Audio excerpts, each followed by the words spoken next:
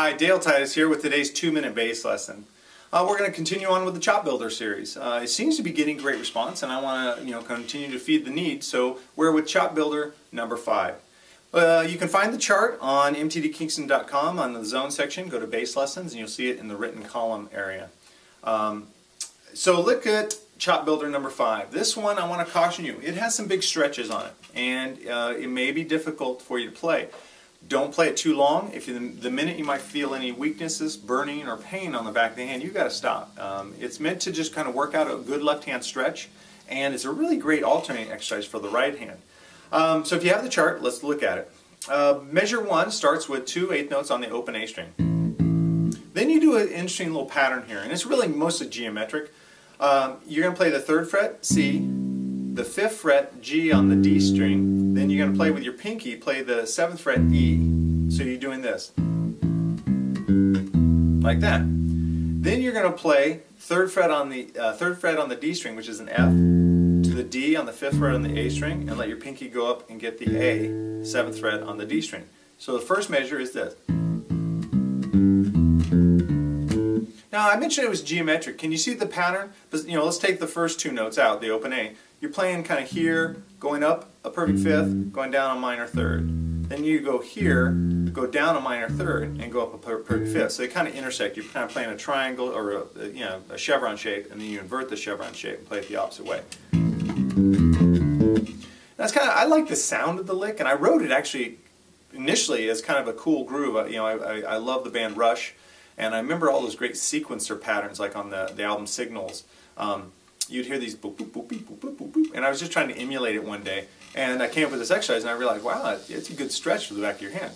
Now, if you look at the second measure, and really measures 1 and 3 are the same, measures 2 and 4 are the same, so you only have to learn 2 measures. I moved the entire pattern starting on the D string. Same fingering. So it's really easy once you get it on one set of strings to move it to the next set of strings. So just kind of for consistency's sake, let me show you the exercise from the beginning.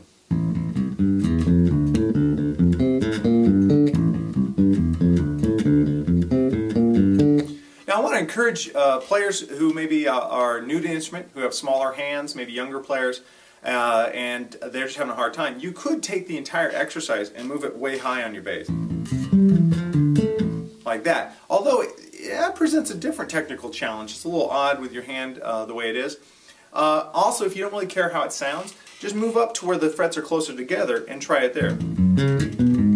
Like that.